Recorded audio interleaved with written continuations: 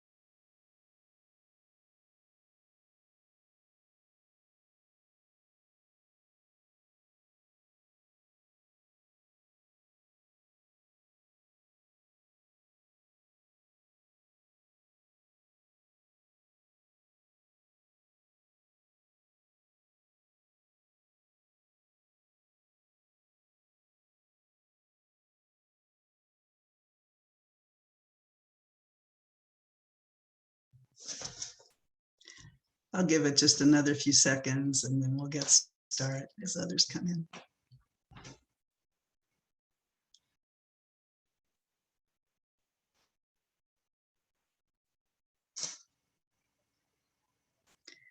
And we welcome you all to put your, tell us who you are in the chat. We love knowing who is joining us. And unfortunately, this technology won't let us have you all speak directly, but we look forward to hearing a lot from you during the session. Good morning, good afternoon, and good evening to you all. I'm Sara Scherr. I'm the president and CEO of EcoAgriculture Partners, and I'm very pleased to welcome you to this year's quarterly meeting of the FAO North America EcoAgriculture Partners Landscapes Roundtable. This is a series that we've been doing together for 12 years. Our topic today is connecting natural climate solutions with integrated landscape management. Ways forward to integrated approaches. This could not be more timely given the important upcoming meeting of the United Nations Framework Convention on Climate Change in Glasgow, Scotland in November of this year. Everyone's eyes are on solutions to the climate emergency. And as everyone in this group knows, land use and management is a critical part of the solution of the puzzle for both mitigation and for adaptation. And it's finally, after many years, receiving serious policy attention. Although we're still in a situation that in the last couple of years, I think it's something like only 3 or 4% of all climate mitigation funding was directed at land use, despite its accounting for something like 26% and growing of all emissions of greenhouse gases. But this is starting to change. In the past, land and climate attention and investment has focused primarily on either policy and business commitments, high-level commitments to change, or focused farm and forest specific actions. Yet climate solutions through integrated landscape management have been around for at least 2 decades. Rather than trying to change emissions farm by farm, these look at changes in overall emissions across all land uses in the landscape, focusing action then on those which have the greatest impact on climate and the greatest co-benefits for other sectors. Landscape partnerships offer a potentially powerful negotiation and planning platform for climate change adaptation, as well as part of broader landscape economic, social, and ecological regeneration. And I was going to ask Juan, he might want to put up for us this sort of cycle that we talk about in terms of integrated landscape management. There's been so much great work on landscape level climate action around the world, I think reflected on many of the people who are joining us today in the audience, whether through reducing emissions from deforestation and degradation, through agricultural programs sequestering carbon in soil, grasses, and trees, through livelihood-focused carbon credit programs in agriculture, through watershed-focused climate adaptation programs, etc. Ourselves at EcoAgriculture, we've worked on this for decades as well, and most recently we developed a capacity development program for local government officials to help them plan climate-smart agricultural landscapes, which has been piloted across Tanzania. All of us are learning to incorporate climate issues into all these 5 elements of integrated landscape. Who is joining the landscape partnership? Developing landscape assessments that incorporate climate change in the analyses and potential solutions, visioning and action planning, implementation and finance, and finally learning and impact assessment. So is this new buzz that we've all been hearing about in the last couple of years about natural climate solutions really anything new for us in the landscape community? What can the natural climate solutions community learn from our experience with landscape partnerships in scaling effective climate action in land use? These are the topics to be addressed in today's roundtable. Let me describe our program. First, I will invite a few words from my colleague Jocelyn Brown-Hall, a co-conspirator in these roundtables. She leads FAO-North America and has deep experience and expertise in development policy. Then we will hear from 4 distinguished panelists who are greatly appreciated to have them here. Teresa Hartmann from the World Economic Forum, who's going to tell us a bit about these large-scale drivers of recent changes in natural climate solutions, including some that have been coming from the private sector. Andrew Wu of Conservation International will talk about some of the new sophisticated methods that they have been developing to look at improve landscape planning from a climate lens. Sasha Kuoshima then from FAO will tell us about really exciting new generation of tools and data being developed that can help landscape partnerships take strategic climate action. And finally, Sean Mann of WWF will look at the challenge of landscape climate action and strategy in the context of continuing climate change. Throughout, we invite your active involvement in this event through your comments and questions. I'll take a pause after the first 2 speakers and after the second to address those, and then we'll have an open discussion through the chat and through the Q&A before asking the speakers to give us one final 1-minute message to the group. But before I turn this over to the speakers, let me do just a little bit of say a few words on the logistics. This webinar is being recorded and live streamed on the FAO North America Twitter page, which is at FAO North America. Feel free to join the conversation on Twitter using #LandscapeRT, and someone's going to put this in the chat for you. Please also actively use the chat to introduce yourself, to share comments, to share your resources, any materials you might have that you think others might be interested in, which is in the right-hand side of the screen. This is an opportunity to share your experience, publication, project information with the group. For questions, please use the Q&A box, which is located at the bottom center of the screen, and clarify to whom your question is directed. And I invite our speakers to go ahead and answer any questions in writing that are posted in the Q&A, and we'll also be asking them questions for a verbal response. All the speaker bios will be available on the EcoAg webpage of this event and also will be posted in the chat as each speaker begins to talk. Finally, following today's event, we will be producing and disseminating a blog that has the recording, a brief report, an edited version of the chat with all of your comments in it, and the PowerPoints that were used. So we encourage you to share these with your networks and social media. So with that, I'd like to turn this over to Jocelyn Brown-Hall of FAO North America to get us started.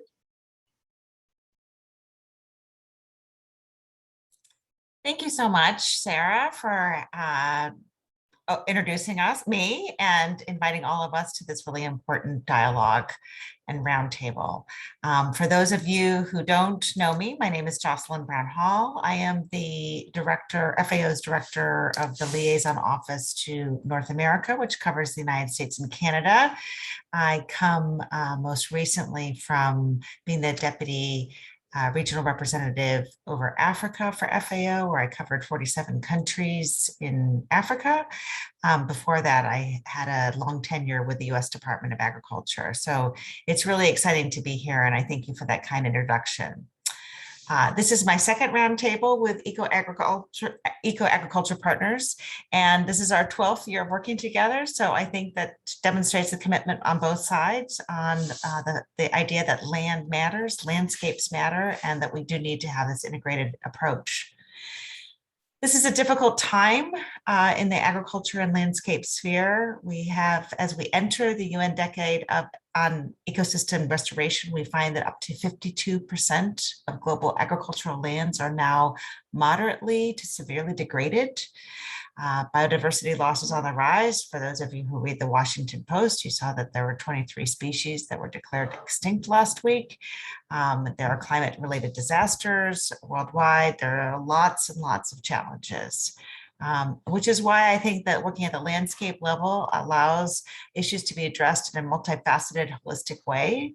It allows for conversations to include the environmental, social, and economic objectives rather than one singular platform. And then it also involves diverse stakeholders to come create the solutions. And I'm really excited to hear from our panel today because I think you'll hear diverse voices, and I'll certainly learn a lot from it. As the UN food system and the climate pre-COP26 have reiterated, food and agriculture have to be central to the climate solutions or the climate challenges we have today. Sometimes those of us who are involved in agriculture despair a little bit that the focus is so much on emissions, which is incredibly important, but make sure that we do focus on the agricultural aspect, because we do all need to eat. We still face hunger and malnutrition, but we still need to be good stewards of our land and provide healthy nutrition diets for all. At FAO North America, we've worked with partners such as the Nature Conservancy to focus on how nature-based solutions provide a pathway to more resilient and sustainable food systems. And we've developed 3 knowledge products, including a literature review on the state of the science, a policy brief on the case and pathways for adoption, and a finance guide for identifying and creating investable projects. Again, we want to focus on solutions to the many challenges because there are solutions out there. And agriculture nature-based solutions are an effective, cost-effective, and long-term approach to sustainable land and water resources management. Without further ado, I'm going to turn the microphone back over because I want to hear what the experts have to say and understand better how we can advance our eco-agriculture systems together. Thank you, Sara. Over to you. Thank you so much. Thank you so much, Jocelyn. And I encourage you and your colleagues to put those references somewhere in the chat today. So those will be available for all of us, the guide and the lit review and the finance guide for that. So with that, let me invite our first panelist, Teresa Hartmann from the World Economic Forum. Teresa, please go ahead. And I'll give you a minute. If you need to put up your screen, we'll give you just a minute to get shared. Lovely to be here with all of you. My name is Teresa Hartmann. I'm at the World Economic Forum. I mostly work on climate and nature. So this is pretty much my wheelhouse for everyday bread and butter. Is a little bit around that topic of, like, you know, what is the potential of natural climate solutions to really help us achieve climate targets, but also other objectives that Jocelyn mentioned, right? As in, like, social benefits, biodiversity co-benefits, and how do we do that in an integrated manner? And the question that I look at most often personally is more around carbon markets and how we scale carbon markets to really funnel finance into natural climate solutions.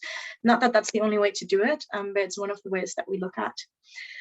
So let me jump over the introduction a little bit, because I feel like this is a pretty knowledgeable audience, right? But like, this should look familiar to all of you. It's a 1.5 degree pathway. We all understand that we need to hit net zero by mid-century.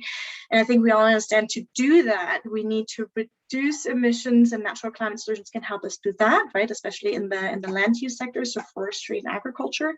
But we will also at some point need negative emissions to really get to the net, right? And we can only tap into natural carbon sinks at the scale that we're going to need to if we start building those pipelines today, right? And I think that's really where the integrated landscape management aspect comes in, is like, where do we have potential today and how can we tap into it so that by 2050, we're really at those like 7, 8, 9, 10 gigatons that we might need to absorb. So that's a little bit the context of where we are today, right? And like something that we were keen to explore a little bit in this talk together with Sara was around like what's happening at the global level and like what's really driving this rise in natural climate solutions and why is it such a hot topic at the moment. So I think we understand the science. I think something that we haven't spoken about quite as much is maybe that huge wave of net zero commitments that's really coming through. So on the one hand, you have countries, and on the other hand, you have businesses and non-state actors. But I think what we've seen in the run-up to COP26, which is about to happen in Glasgow, is that huge wave of commitments that came through at the end of 2020 and early 2021, right? So we're now at a point where if you count all the pledges, targets in policy, in law, like if you put it all together, you're basically at a point where country net zero targets cover something like 60% of the global economy. But maybe more importantly, in emissions, there's something like 60% of emissions that are in theory under a net zero target. Now, not all of this has obviously been implemented into policy, nor on the ground, nor has it been financed. But I think what this tells us is that there's this huge pipeline of policy lag, right? So like we have all these high level targets and goals, and there's this huge pipeline of policy lag where all those targets are going to get translated into land use policies, into industrial development policies, into rural management policies. We haven't quite seen that today, right? But if you just look at it from the carbon markets perspective, there's only something like 20% of global emissions that are under carbon pricing schemes today. And if we think that 60% of emissions are under net zero targets, then we can assume that that's going to go up, right? So we know that the overall policy and regulatory pressure to reach net zero is going to increase. And we know that natural climate solutions play a huge part in that. Now, that's not news to any of the land use crowd, right? You guys have all been in the field for a while. I think for the climate crowd, like for us, like we sort of woke up to that number, right? A couple of years ago when we went like, well, there's a third of the emissions gap that could be closed with natural climate solutions.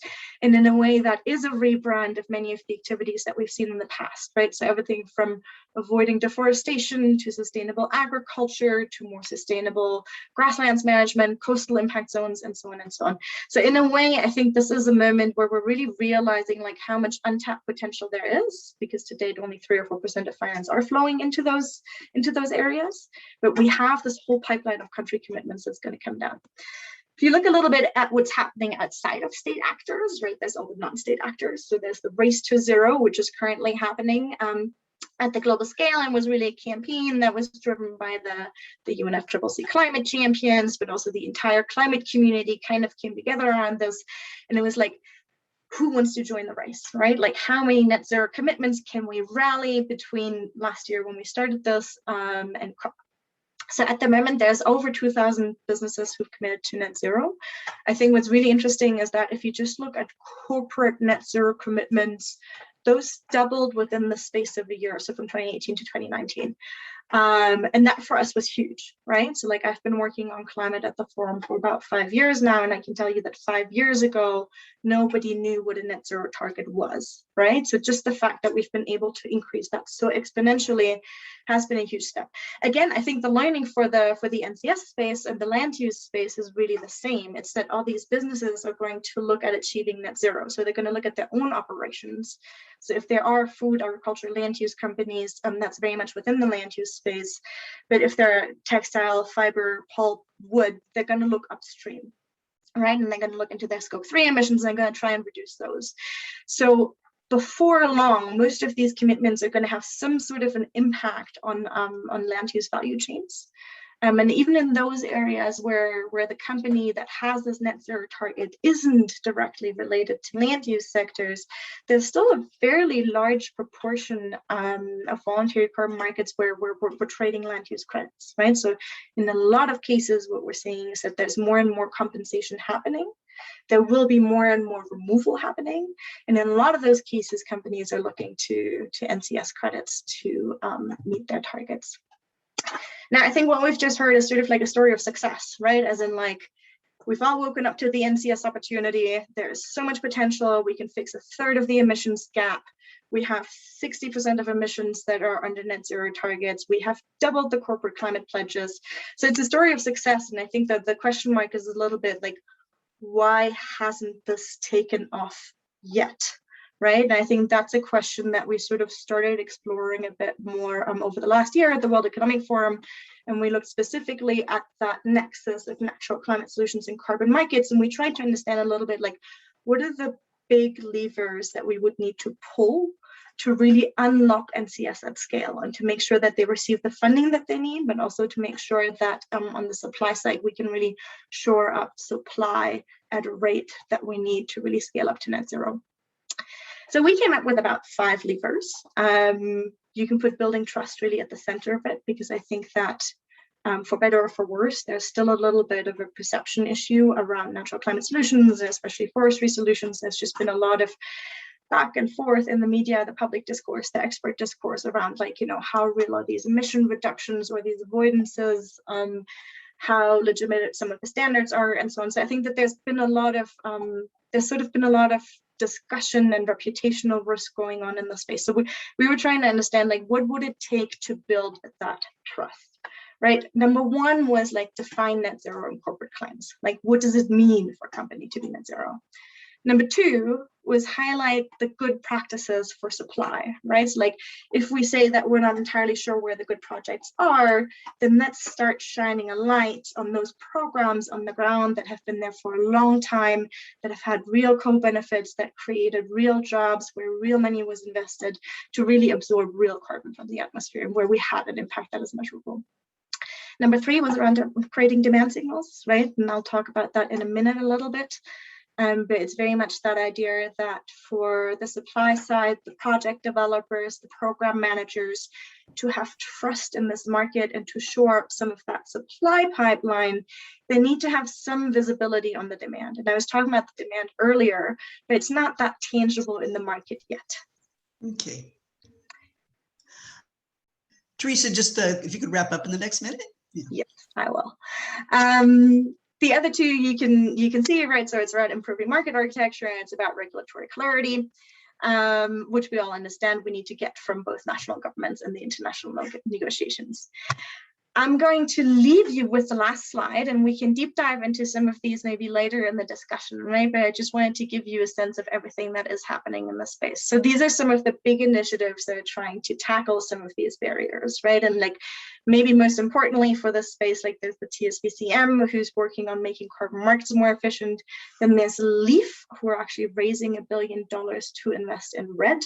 There's VCMI, who's looking at the integrity question. And then there's BASCs, who are very much looking at raising capital again to invest in some of these NCS and landscape approaches that are considered high quality and high integrity.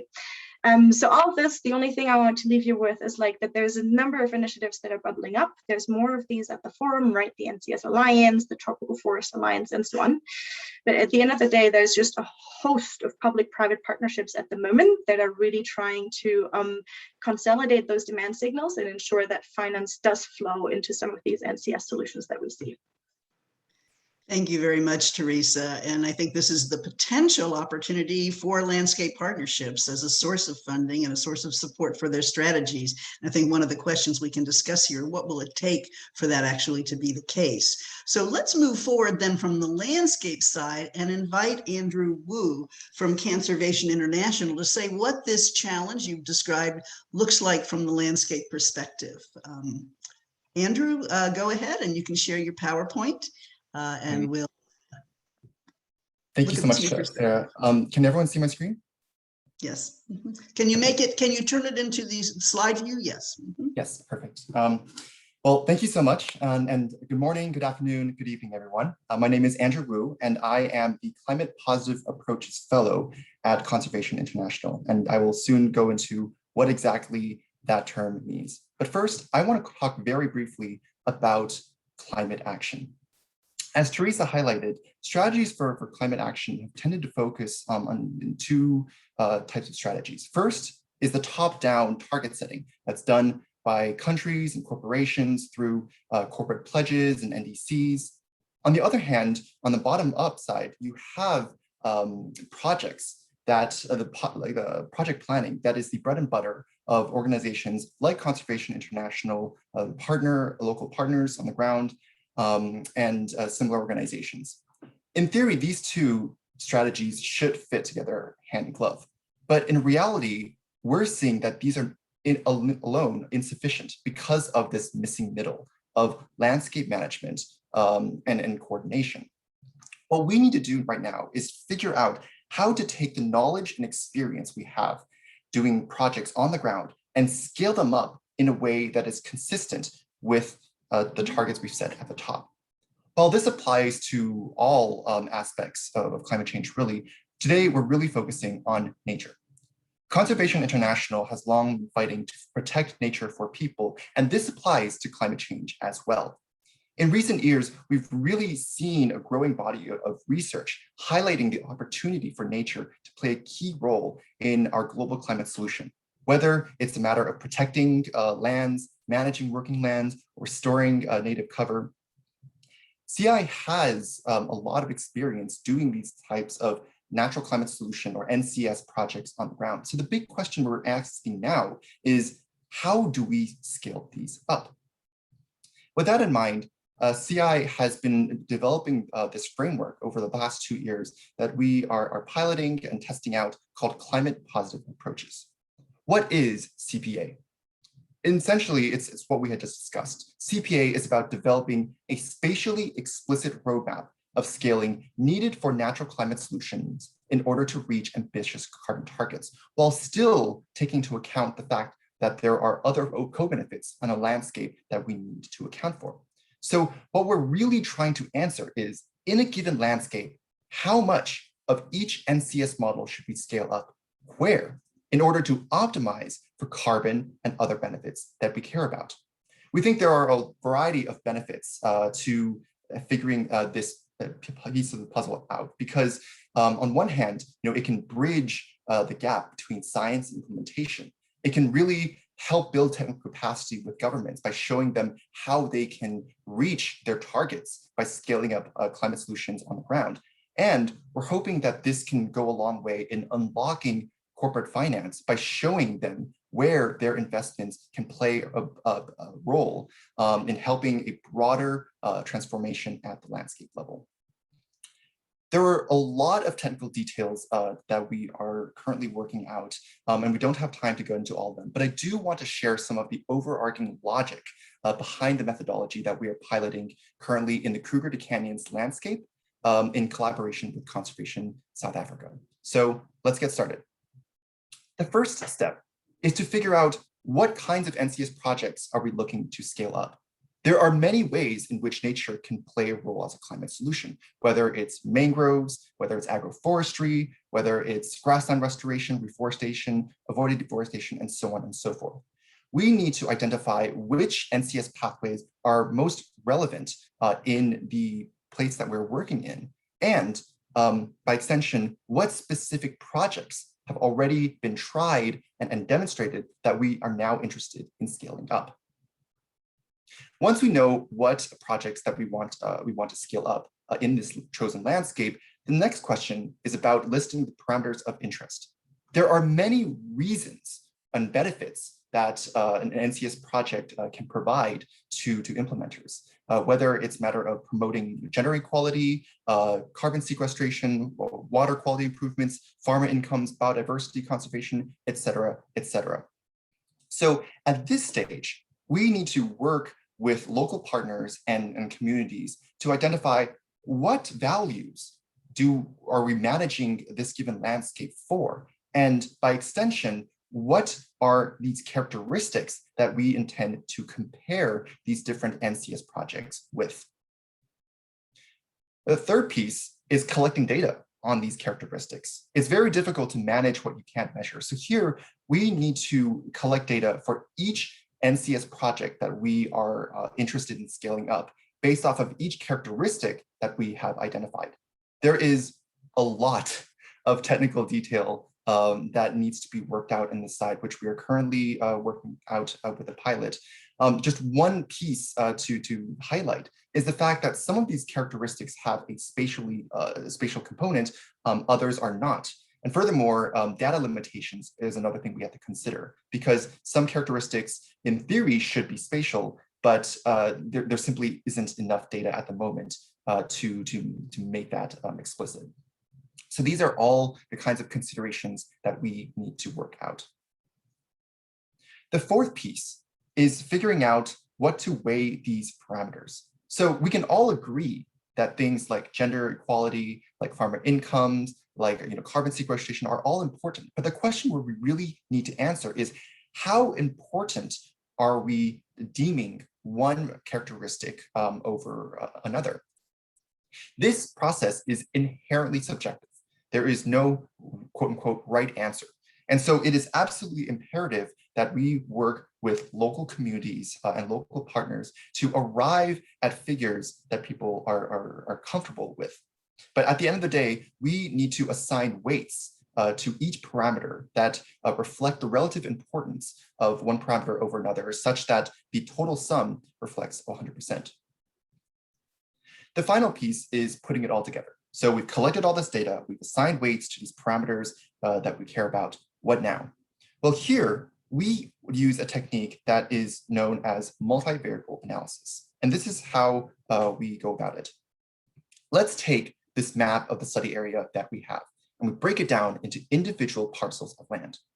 We then construct an algorithm that calculates the score for each NCS project on that given hectare of land.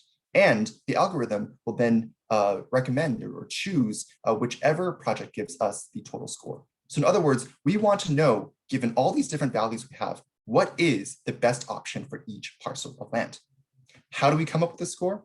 Well, first we take all the data that we collected on every characteristic and we normalize them to allow for comparison between all these different units. And then we take those individual score components and combine them with the weights that we assigned for each characteristic to arrive at a total weighted score for each NCS project. Andrew, can you wrap up in the next 30 seconds or so? Yeah, sure thing. In this situation, you would have project A being the highest score, and therefore it's recommended for this parcel of land. The algorithm repeats this process for the entire area, giving rise to a scenario that looks something like this, where you are essentially saying how much of each NCS project should we scale up in this landscape, given the various weights that you have assigned. And what's more, you can change these different weights to arrive at different scenarios that can then serve as a valuable negotiation tool with stakeholders. As a quick closing, I just wanted to highlight again the Integrated Landscape Management Action Framework, because CPA as a negotiation support tool really falls squarely in this vision and planning and the taking action side of things. We're hoping that by showing implementers and and community members what the options of different NCS are in the given landscape, that they can then plan and realize the potential for NCS in the landscape. We're really excited to see what the potential for this pilot holds, and we hope you are too. Thank you so much. Thank you very much, Andrew. I'd like to take just a couple minutes here before we continue with the other panelists to address a couple of the questions that have been raised and that I have myself. There's a question, let me maybe ask this first one from Jillian Bloomfield, and we'd love it if you'd put the organization you're from when you put these questions in, just so that we know. But Jillian asks, and maybe I'll send this to Andrew, how do you distinguish between natural climate solutions and integrated landscape management? Is it the same thing, but just with a climate framing? What proof do you need to have that a particular land management intervention is a natural climate solution?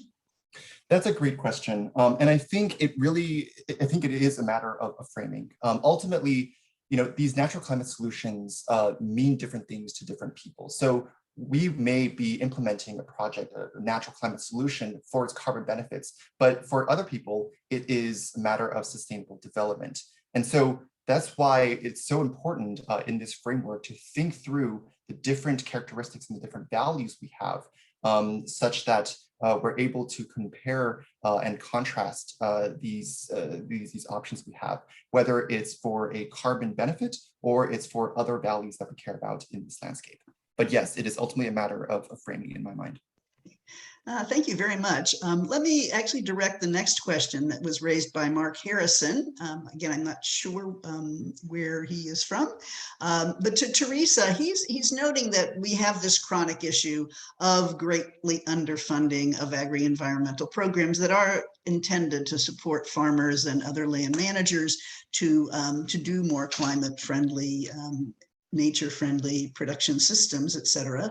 And budgets have been sent, but look like they might be reduced. They're not really high. This is from mostly public sector schemes. How do we future-proof the public source of finance to gain and lock in by land managers at the required scale to meet carbon objectives? And how do you see, I'm going to add this to his question, how do you see the relationship between the funding streams coming from the public sector and these funding streams that are being set up right now to get funds from the private sector?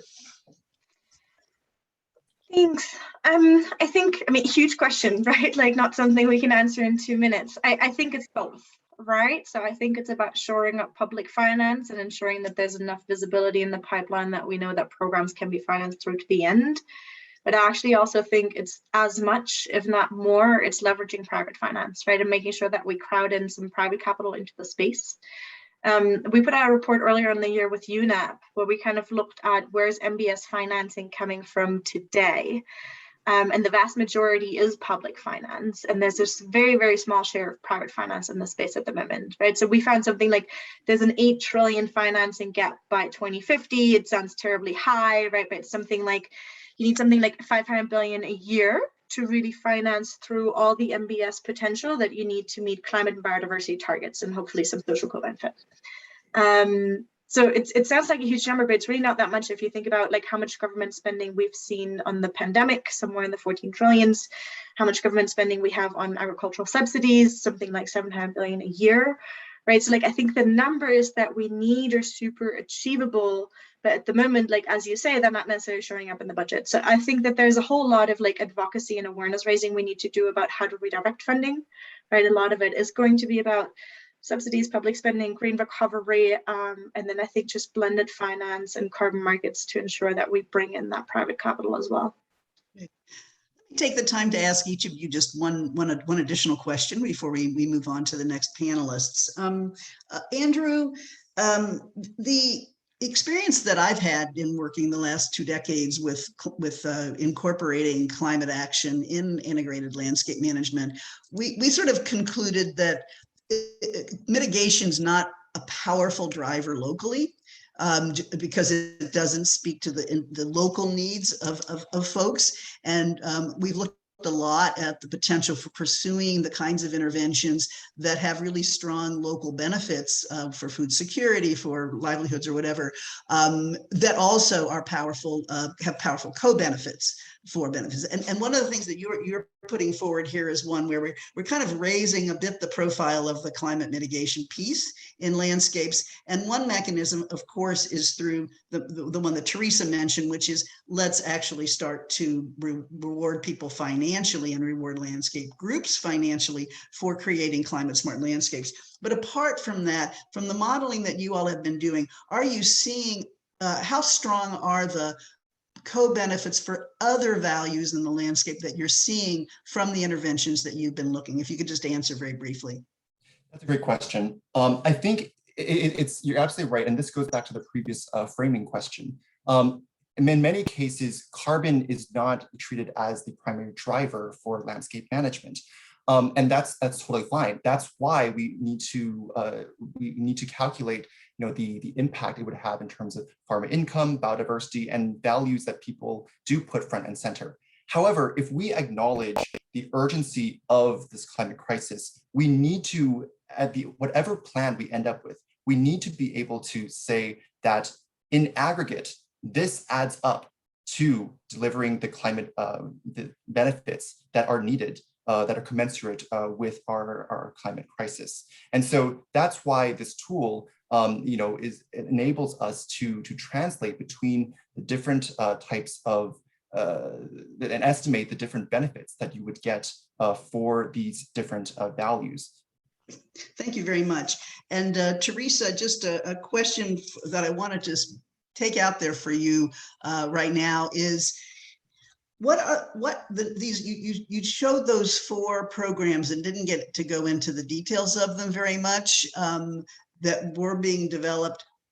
Do any of them have mechanisms to specifically connect with landscape partnerships or jurisdictions or whatever, as opposed to individual projects? Are they putting something in place for that? Yeah, I'd say a lot of them do, right? So LEAF specifically is focused on jurisdictions, right? And I think that goes from everywhere from the national level to the subnational level, but also to include Indigenous peoples and landscape partnerships, right? So to really be inclusive across the vertical. And I think it's very much the idea that, that specific program is there to aggregate demand, right? And to funnel finance into landscape management. It doesn't specify, well, it does specify, but it's very inclusive in terms of like who's on the supply side, right? As in like who's implementing the actual landscape management and who's generating those credits, right? And it's really the idea of like, how can we act across like all different levels and integrate that, and then make sure that the supply that's coming from these forest countries is aggregated up to a level where it's useful in the market. And then how we also aggregating the demand in a way that it's useful for forest country governments to actually come online and join these during these schemes. I was stuck on something that Andrew said earlier about the, like climate is not the primary driver in landscape management. And I completely agree with that. It's not, right? And I think like there's so many questions in the chat about like, what's the difference between an NCS and an ILM?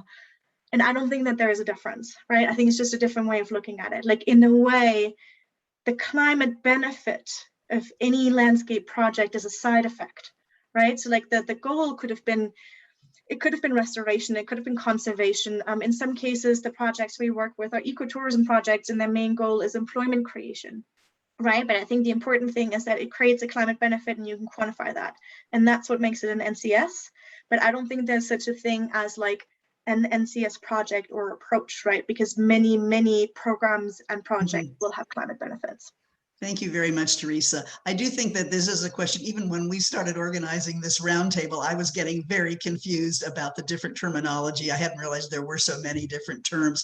And if any of you are particularly attached to one version, I suggest that you put the definition that you've been using in the chat, just so people can see. Some include adaptation, some don't. Some work at different scales. They do seem, but they do seem to largely have a core that's very similar among them. So I would like to encourage you all for some of the other questions we didn't get to in the Q&A, Andrew and Teresa, if you would maybe write the answers, some of your answers to those while we're going on to the next phase. And thank you all for the rich material you're already putting into the chat. So with that, I'd like to go then to our next speaker and invite Sasha Kuoshima from FAO to talk about the work that's been going on. When I first talked to her, I said, hey, FAO's been working on this for 20 years. Is there really anything new here? And actually there is. So that was very exciting for me. So go right ahead, Teresa. I'm sorry, Sasha. Thank you, Sara. Good greetings, everyone. It's a pleasure for me to be here, and I thank Sara from EcoAgriculture Partners and also the FAO Liaison Office in North America for coordinating this meeting and also inviting me to today's event. I will be presenting some of the perspectives from the work programs under the Land and Water Division, and our mission is to help FAO member countries to enhance agricultural productivity and also food security and nutrition under sustainable use of land, soil, and water resources. As mentioned earlier, this is a pivotal time, and we have just completed the Food Systems Summit, and we're embarking into the Glasgow conference. And the global community has identified food systems as one of the single strongest opportunities to achieve our shared goals of the 2030 Sustainable Development Agenda. I'm going to mention two core programs that are relevant to today's topic on nature climate solutions. And they are from our division, the land degradation neutrality and also water scarcity for agriculture, as these two programs take into consideration various priorities from the Convention of Biological Diversity to the conventions in combating desertification and drought, the Paris Climate Convention, the agreement, and the Ramsar Wetlands Convention, all of which we implement the concrete activities with acceleration through our partners. So our land and water agriculture system, as you heard, face great vulnerabilities and risks under climate change, and we have to deal with water scarcity, the drought, and also floods, too much water, often occurring at the same time. And many of you may already know that agriculture accounts for 70% of the fresh water withdrawals globally. Meanwhile, an estimated 2/3 of the water cycle regulating forests worldwide are degraded, and 70% of our natural wetlands have been lost since 1900. And while 95% of our food is grown on soils, 1/3 of the global soils are degraded. So we have gathered a number of studies on the project-based to program to country level capacity building programs, and collected the evidence through the various work to build a science policy interface, as well as financing tools to spur awareness and action towards nature positive and climate smart agriculture production systems. And some of these references are in the chat box. And just to mention a few of the key project areas, the Africa's Great Green Wall in building back food and climate resilience, also the soil organic matter in carbon sequestration. We have just recently launched the global soil carbon sequestration map, through also the sustainable soil management practices. Water productivity through the digital technology in measuring evapotranspiration as a real-time measurement and accurate in enhancing water conservation for agriculture real-time. And we will shortly see a little short video on that. We have demonstrated in agriculture landscapes, nature climate solutions, or you may call it nature-based solutions, apply for maintaining soil moisture, soil carbon, as well as storing soil in wetlands and forests, while protecting water quality downstream with the other co-benefits mentioned, biodiversity, as well as providing livelihood support to smallholder farmers for agriculture production to achieve all the bundle of positive environmental, climate, food security, nutrition, livelihoods outcomes, which is the Food Systems Summit and what we are trying to achieve at FAO collectively. And integrated approaches combining the territorial, the landscape, the water ecosystems provide us a framework for better understanding these complex issues and investments that will hit all these multiple benefits, and to help addressing the how from a multi-sectoral perspective, integrating nature, climate, economic, institutional, and farmer livelihood support, et cetera. Some of the examples I mentioned earlier through our FAO's Global Soil Partnership in the Land and Water Division, we have raised the awareness that soils deliver important ecosystem services, from soil erosion prevention to biodiversity in soils, and also in the recent the carbon sequestration maps, and hosting, the soils host the largest terrestrial carbon pool and play a crucial role in global carbon balance. And if soils are managed wisely, it could sequester 1/3 of agriculture greenhouse gas emissions. We have estimates of 0.5 petagrams of carbon or 2.05 gigatons of carbon dioxide equivalent per year through just having sustainable soil management techniques this is the potential to offset about 34% of global agriculture greenhouse gas emissions. Sasha, I'm just in terms of time, maybe you need to start the video now. Okay, all right. So I wanted to mention in this video is the water side of water management, accounting and modeling.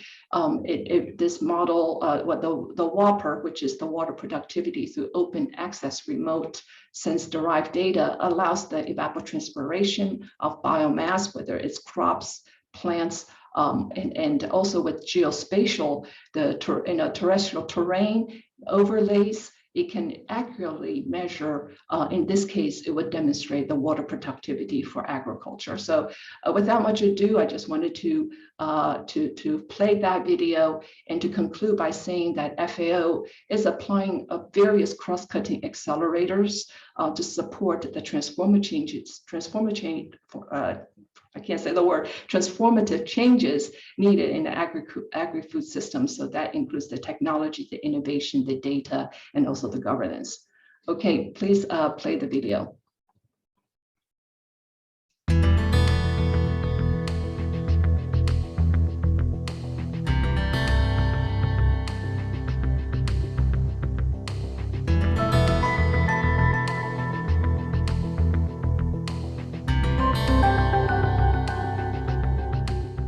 The effects of climate change are undeniable. Droughts are increasing, heavy rainfall and unpredictable weather events are now the norm. As a consequence, small-scale farmers often lose their crops and now must work harder than ever to produce enough food in a sustainable manner to survive. The Sustainable Development Goals call for zero hunger and efficiency of water use in all sectors. To help meet the challenge, FAO has developed VAPOR, a remote sensing database which allows for the monitoring of agricultural water productivity. VAPOR gives users access to a wide variety of real-time satellite data on water productivity collected over a span of 10 years. This information can be used to propose solutions to increase water productivity while respecting the environment and making equitable use of water resources. Governments and research institutes are already using VAPOR to design strategies based on factual data. And in the field, mobile apps developed by FAO and third parties use VAPOR data to provide farmers with information on local conditions of water and vegetation. These apps also use artificial intelligence to detect plant pests and diseases. Farmers can make the right decisions. They can decide to increase soil fertility and reduce water use, and ensure that the correct crop is grown in appropriate climatic conditions. This tool helps manage every drop for every crop, both now and in the future. VAPOR is expanding to new areas and new applications. Join us to build a water and food secure future where no one is left behind.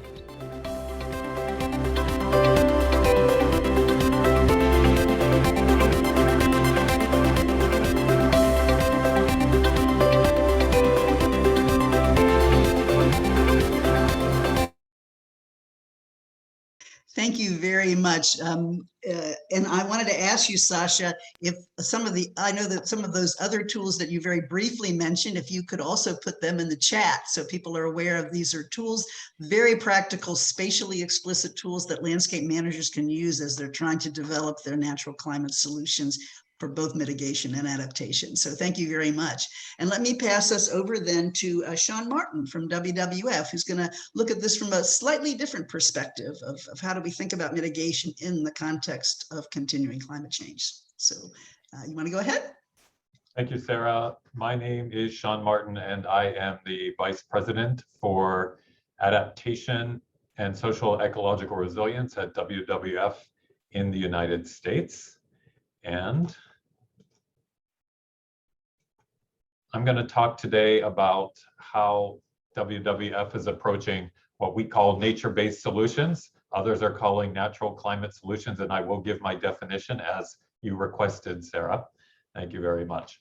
So WWF has adopted IUCN's official definition of nature-based solutions, which are essentially conservation actions that are designed to address societal challenges. Climate change is just one of them.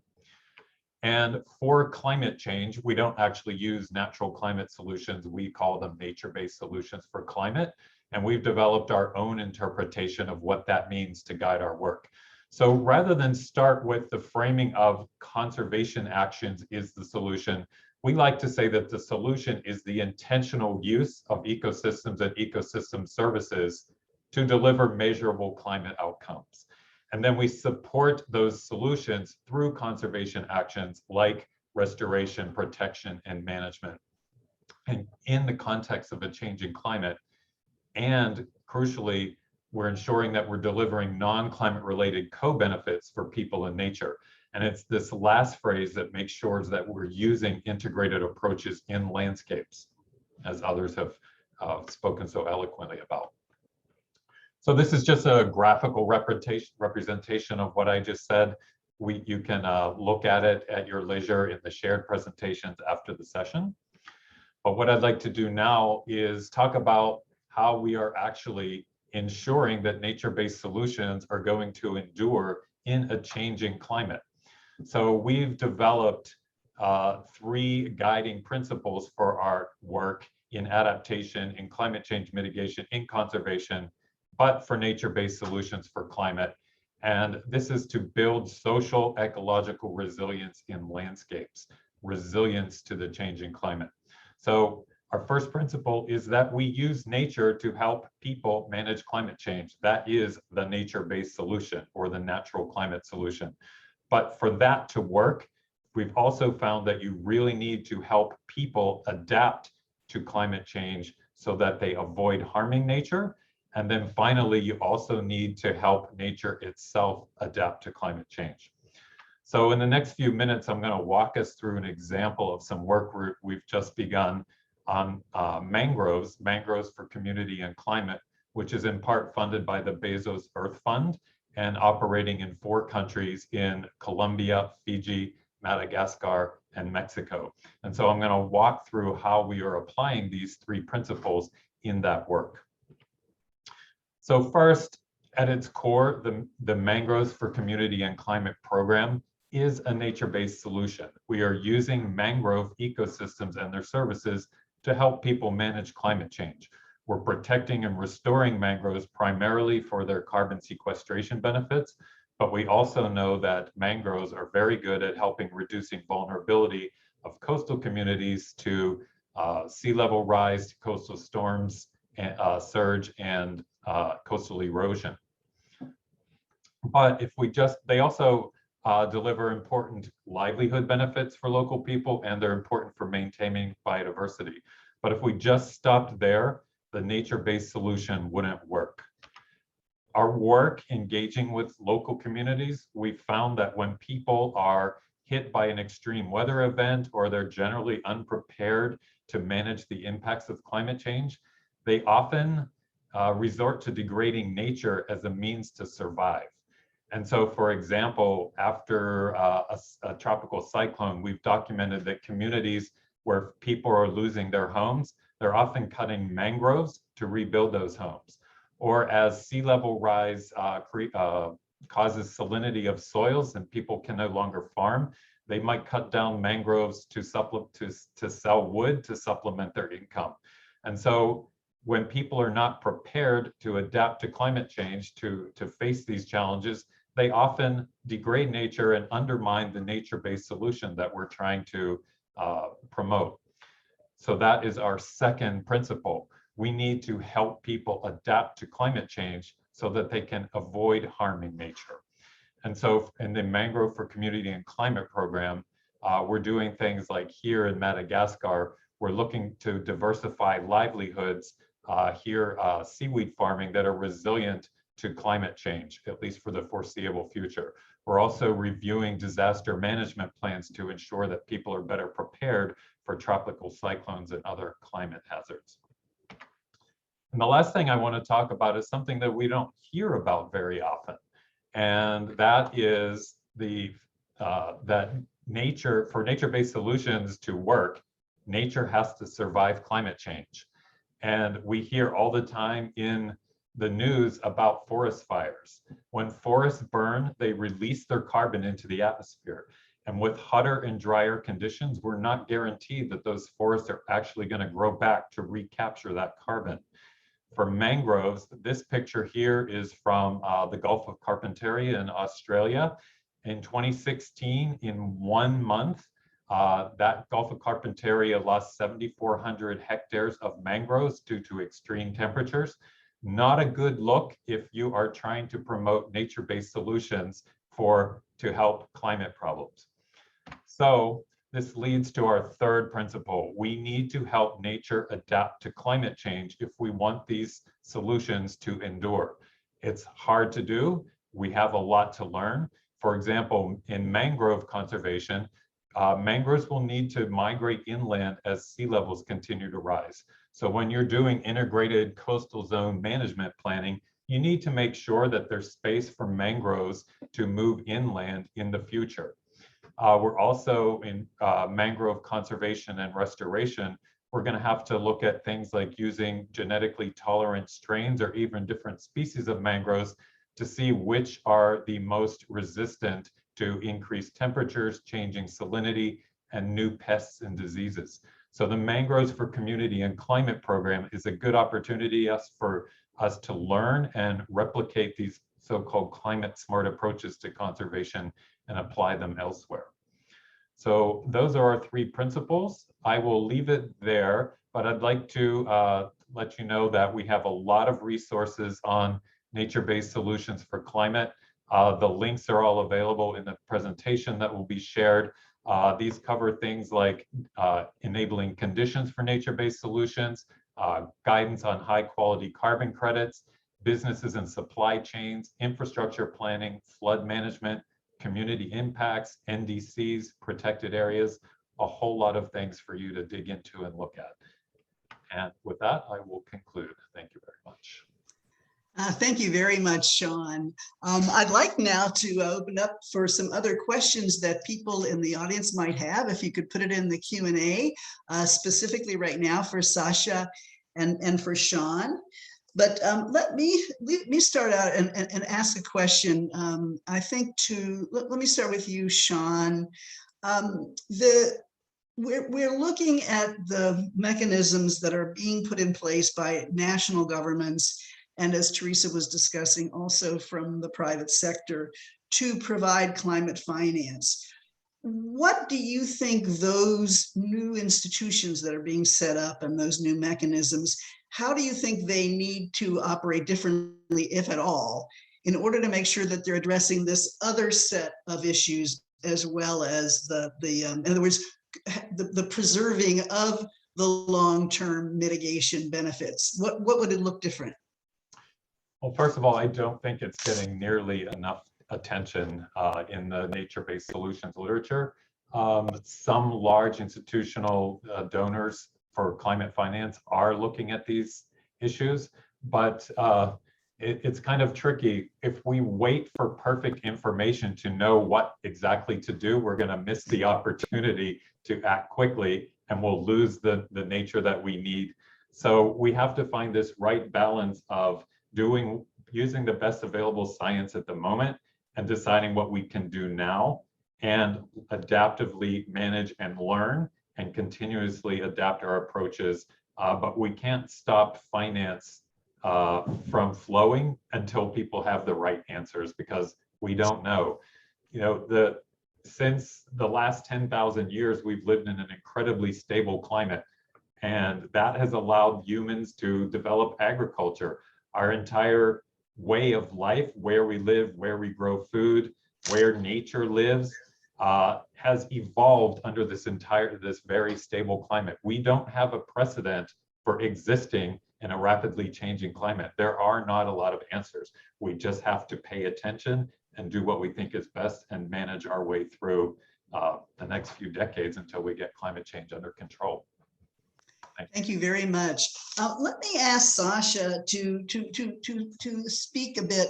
One of the questions that came up was, if we all of a sudden have a big flow of funding going for climate priority activities, and there's not a similar flow going to biodiversity or to food systems or to water or some of these other conditions in a landscape.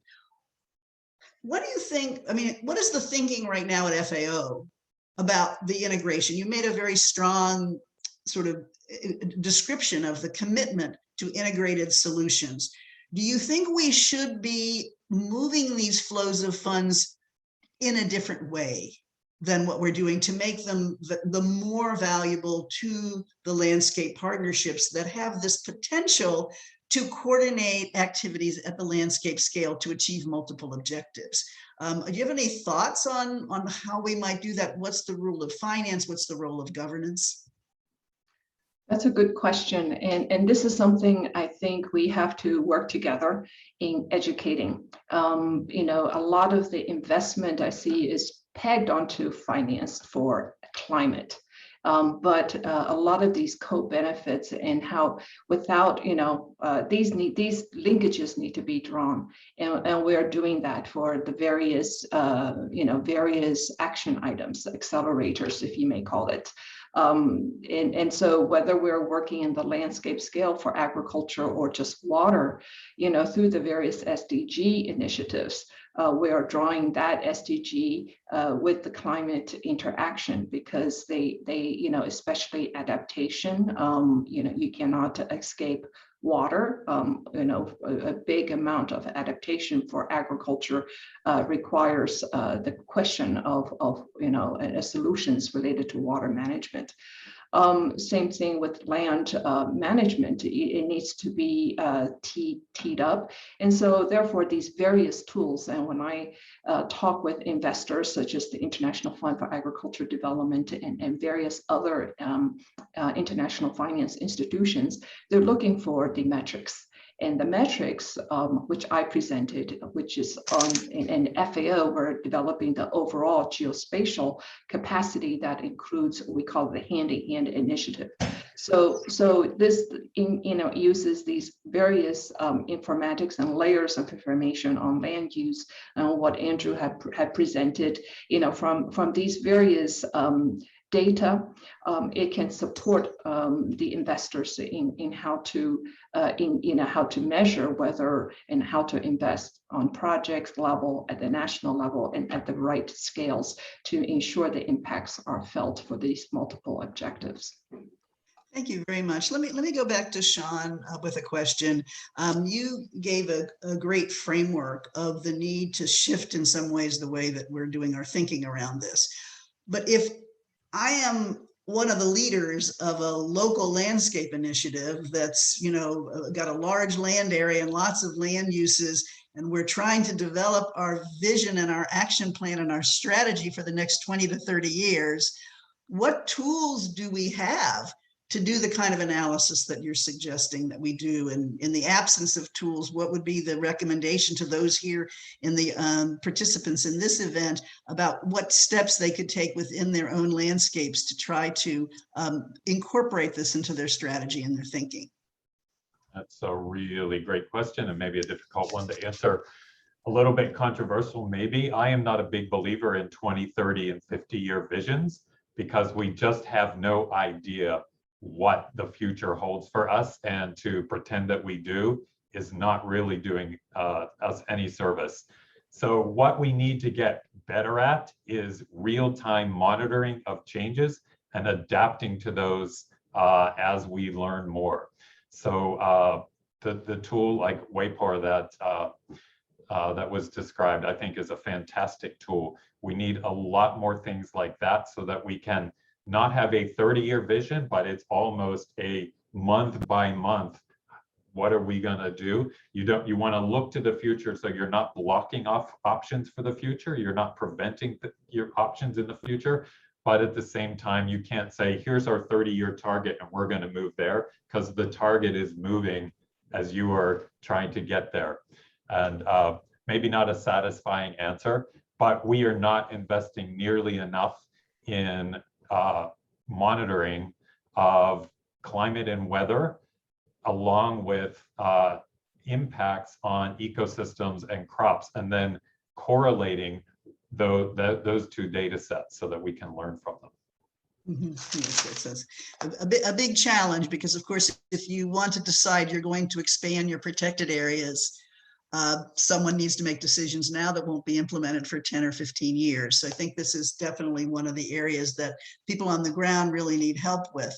And if we're going to start moving funding, it's got to be for more than monitoring. It's got to be for actually supporting these landscape partnerships to do their local assessments and their local collaborative action, and to come up with what we're calling the landscape investment portfolio. What's the sets of projects and the sets of businesses that together will generate the climate benefits for both mitigation and adaptation, but also for productivity, for livelihoods, for water security, for food security? What is that set of investments, and can we shift these external funds that are coming in, both public and private, to support that coordinated set of investments instead of individual project investments? That's one of the questions that I have. I want to go back now to the larger group. We have a few more minutes for some additional questions, and let's see if there's some more. Please feel free to add a few into the Q&A box, if you will. But one of the questions that came up, I'd like to bring back to Teresa, is what is the state of company commitments to adaptation, climate change adaptation? And it's a super interesting one. Like? What is that looking like in the cases that's No, it's a great one. I was just answering that in the chat or in the Q&A, I can't remember. So I think that there's a ton of adaptation initiatives out there that don't call themselves adaptation, right? Mm-hmm. So there's so many initiatives looking at restoring and conserving and better managing landscapes, forestry and grassland agriculture and all of that. So 1 trillion trees is one of them that sits at the World Economic Forum. They're collectively pledging to conserve, restore and grow 1 trillion trees.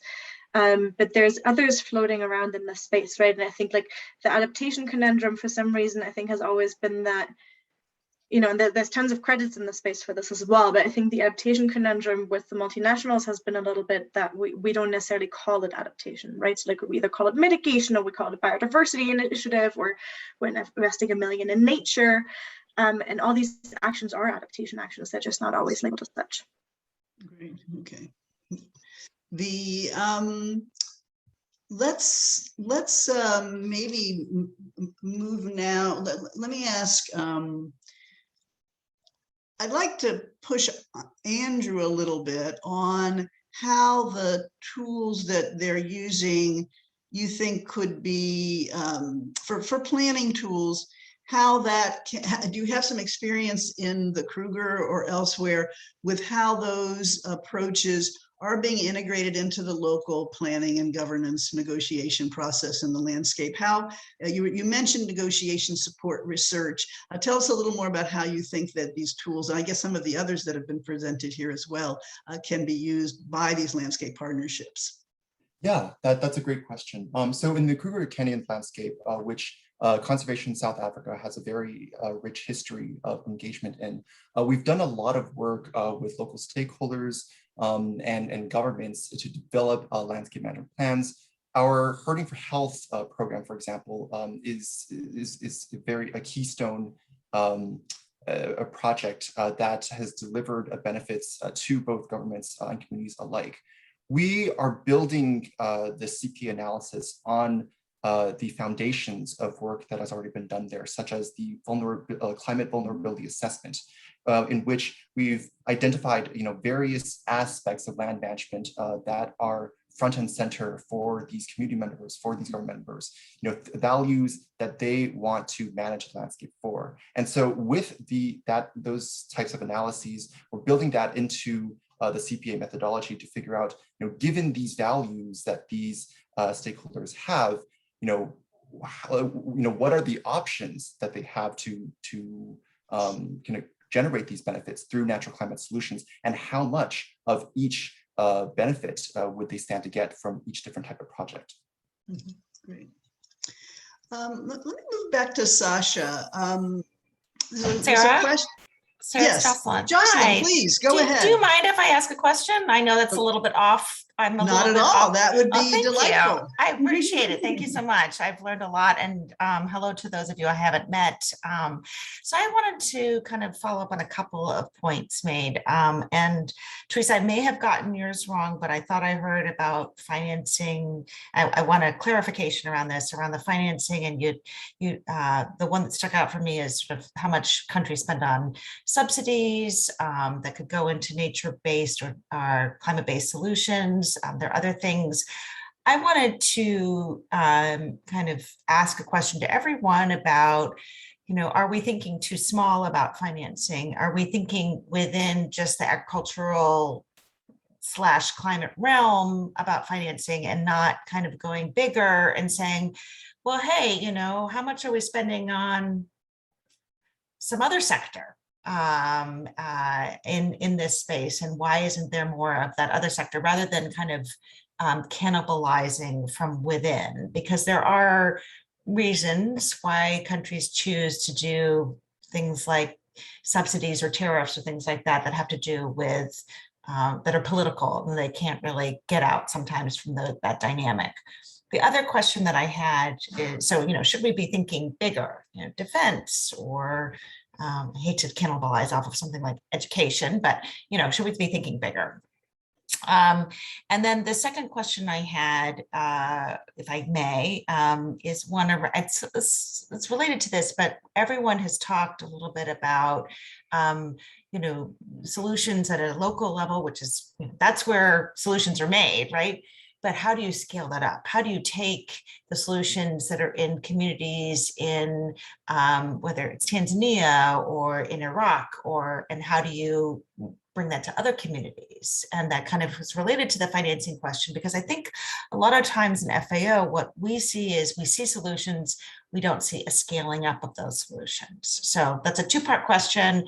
I would add one on science, but I think I've used up my time for questions. So back over to you, Sara, and see who wants to answer my questions. That would be great. Who would like to step in about this question about thinking more broadly about sources of financing beyond the food and agriculture land use sector to fund climate smart landscapes? Anyone want to take that one on? Teresa, have you done a little thinking about that at all?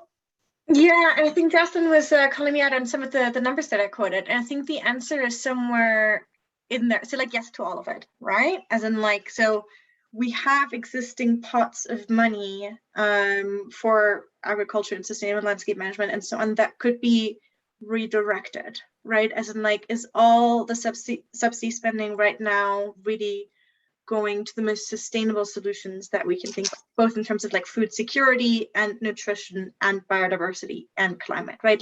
Are we optimizing the money that we're spending? And I'm pretty sure the answer is no, right? And I don't think that has anything to do with cannibalizing different pots. I think it has something to do with redirecting existing funding, right? The same for recovery spending. There's 14 trillion of recovery spending out there. Then why isn't that by definition bound to an environmental impact assessment, to a natural capital risk assessment? And then why aren't we adjusting, for example, in loans and international finance? Why aren't we adjusting risk premiums depending on the environmental risk that project is going to create, right? Because at the moment, those are mostly tied to financial returns and not to environmental or social returns. So I think that there's a whole bunch of things that we can do within existing funding without increasing the total amount of money spent. That said, I'm totally with you, right? If we could spend additional money, let's do it.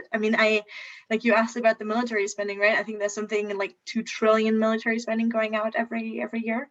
So I think, if we could spend that much on military security, why can't we spend a little bit on planetary security? Because something's going to get us, right? Either the planet or the security situation.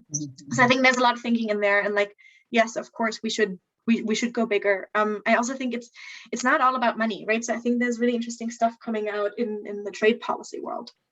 So for example, there was a deal, and like I might be misquoting this now. What was it? I think it was an offtake agreement. Was it between Switzerland and Indonesia, where they actually wrote into the trade deal that a certain amount of the timber had to be sustainably produced? Like in my opinion, that shouldn't be a certain amount of the timber, that should be the entirety of the timber should be sustainably produced, right? But I think that we can think a lot more creatively on trade policy in terms of like preferential trade agreements that we're writing, and in terms of the sort of border adjustments that we're implementing. Sounds good. Thank you very much. I wondered if I could maybe ask Sean to say something about the scaling question, because that is, of course, one of the things that the landscape approach has been developed to address. How do we move good ideas, not just to have 5,000 people in the landscape? How do we get 500,000 people in the landscape that are adopting these? What do you see in that literature? I'll ask you that, maybe all three of you, and then we'll bring it back to all the speakers to give your one last key take-home message you want everyone to have from this event. But Sean, do you want to comment on that? On scale, well, yeah, when the question was posed, I was thinking, is it we're not thinking big enough or we're not acting big enough? I think there's plenty of big thoughts out there, but it's incredibly hard to do. And the larger you get, the more complicated it becomes. And so while everyone wants to scale, it's incredibly difficult to scale for lots of very good reasons. If you get 5,000 people to agree to something, how do you get 500,000 people to agree for something? Managing the trade-offs is really difficult.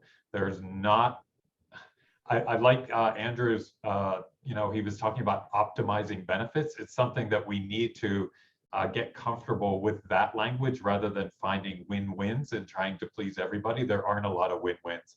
But even optimizing benefits means some people will not get everything they want. You want to try to get everyone to a higher level, but it might not be as high as they want to go. So when you scale things, it becomes that much more difficult. And then as we're trying to scale, we're losing time trying to negotiate benefits.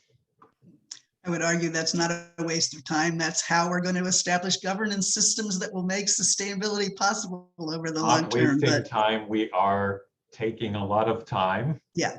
When we need more urgent action. Yeah, they said that 50 years ago, and it didn't happen because there was no governance and there was no conversation. I think that's one of my own particular perspectives. You can't bypass people when you're coming up with solutions. Any last comment from either Sasha or Andrew, very, very briefly on the scaling question? I just want to add that, I just came from the IUCN meeting, and various, investors have been looking at this, scaling up. They need to know what are the metrics for scaling up. What works? How do they invest? What are the different types of benefits? How do you monetize them? And how do you, again, the trade-off is really important here, because it is, one solution may not be the benefit for another, pathway. So they may not be all, working in a concerted fashion is what I'm trying to say. So I think it's really important to get it right, get the fundamentals right. Thank you. Yeah, I think that co-design of solutions that enhance what everyone gets is sort of the central piece of integrated landscape management. I'd like to just take a minute now to go back to all of the speakers and just ask you to take, no more than 1 minute, but tell us for you what message you'd like to send to the community of people leading and organizing and supporting landscape partnerships, large landscape partners on the ground in terms of addressing this question about climate change action. And let me start with Andrew. Great, thanks so much, Sara. First, I just wanted to thank Sean for highlighting the language around the need for optimization and trade-offs. As we're talking about scaling up these solutions, we need the tools, the language to figure out how exactly we would be trading off one value over another's if we're serious about developing these plans at landscape scale. The second thing that I just wanted to highlight is that the level of climate urgency, as the IPCC report stated, cannot be understated.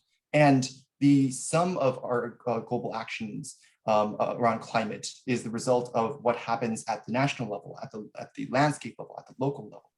If we are serious about addressing climate change, we need to acknowledge the fact that it's no longer enough to talk about whether or not landscape planning delivers carbon benefits. The question that we need to be answering is it delivering enough?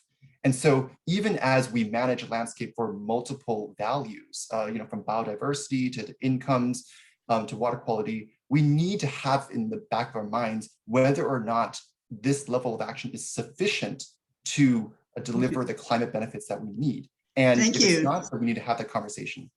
That's fantastic. Thank you. Should we go then on to Teresa? I think I'm just going to paraphrase Jocelyn. I think we need to go bigger, right? As in, like, integrated landscape management can tap into climate change and help advance that agenda and get funding from there. But the same is true for women's empowerment and rural employment and biodiversity. And there's just so many adjacent agendas. And I think we just need to get better at connecting those dots. And the trade policy agenda, of course, which I just popped into the chat. But like, let's think bigger, right? And like, let's make sure that this topic like comes out of the just really rises to the top of the global agenda. Thank you, Sean. Yes, I would like to say that integrated landscape management is no longer just a question of spatial analysis and spatial problems. It is now a temporal one, that as the climate changes, where we grow our food, where nature can survive, where we can even build our homes, that's all changing in real time. And so that we need to keep an eye on how landscapes are changing and adapt with the landscape, not set some futuristic 30-year goal of how we want it to look like and expect that to happen. So thank you. Thank you, Sean. And Sasha, what's your 1-minute takeaway to everyone?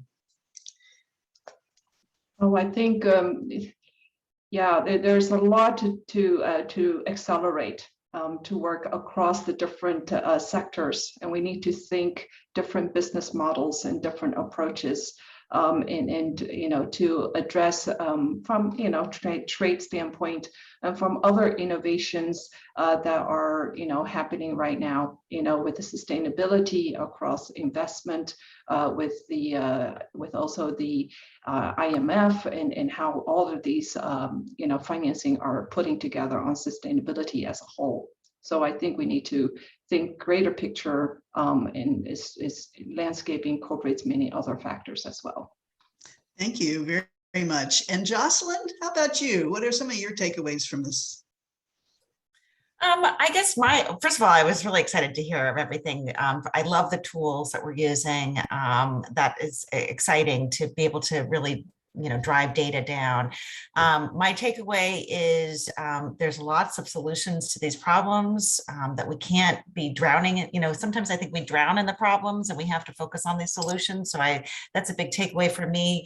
And I like the idea of scaling up. Let's, kind of go bigger and, not keep just thinking in our own world, but think, okay, we've got to integrate these with other things and make this crisis big enough where I like the idea of planet focused. I think I heard Sean say, or maybe it was Andrew, but yeah, there is no plan B here. So there's no planet B. So thanks for asking me, Sara. No, of course. I have some thoughts going into this too. It was a great panel. Thank you so much. I'm thinking about this continued use of trade-offs, which is, of course, the reality that we're living. But I guess I want to speak to everyone to say the real solution is for us to redesign the way we're doing business so we're getting to synergies. If the same large landscape is the most important watershed for the nearby city, the most important biological corridor for the most critical species, and the main source of food for the country, we can't actually afford trade-offs. We need to find new ways of growing food, new ways of sequestering carbon, new ways of managing water that will actually generate those. So while we have to live on a day-to-day basis in a trade-off world, I hope that we're going to tap the creativity that we see within landscapes and by people in other organizations and by financial institutions. So what we're doing is we're creating a world that recognizing that all those values are really important, and that we are finding solutions that will generate them together, if not at a farm level, at least at a landscape or regional level. So I'm really excited about that. And I'd like to just close up the event today with a set of warm thank yous. Of course, the most important one is we really appreciate the opportunity with FAO-North America for this wonderful partnership that we've been doing together, and really appreciate Jocelyn being really actively involved in this, which I hope will happen as we move forward. And also her staff, including James Cordero, who helped us with the technology, Akdi Mohammed, who's working with us on communications, and Alexander Richter, who's the partnership person. Thank you all so much for your help with this. And at EcoAgriculture Partners, a very warm thank you to Juan Carlos Ramos, who worked with organizing this initiative with me, and Mike Keller, who's our communications person at EcoAgriculture Partners. And finally, of course, the most important thank you is to our panelists who took a lot of time out of their day and out of the very important work that they're all doing in terms of advancing the agenda we discussed today. So Teresa, Andrew, Sasha, and Sean, thank you very much. And let's give them a big visual thank you from all of them. Take care and have a very good week. And I hope you all go back to work very inspired to try to make these objectives a reality.